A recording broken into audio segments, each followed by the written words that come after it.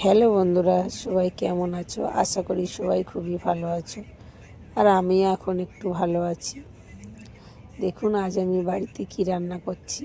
বাঁধাকপি, এই অসময়ের বাঁধাকপি মানে একটু সেদ্ধ না করে নিলে হবে না, তাই আমি আগে একটু সেদ্ধ করে নিয়েছি। তোমরা বাড়িতে প্রেসারেও দিতে পারো, আমি প্রেসারটা আর ইউজ করিনি।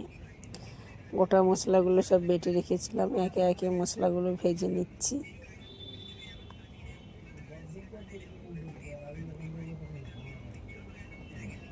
আমি বাঁধাকপিটা কড়াইয়ে নুন হলুদ দিয়ে সেদ্ধ করে রেখেছিলাম।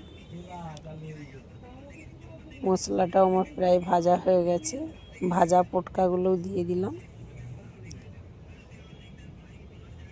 সেদ্ধ করা বাঁধাকপিটাও দিয়ে দিয়েছি। ভালো করে নেড়ে চেড়ে ভেজে নেব। এদিকে বড়মশাই গরম মশলাটা গুঁড়ো করে দিয়েছে, দিয়ে দিলাম। তরকারিটা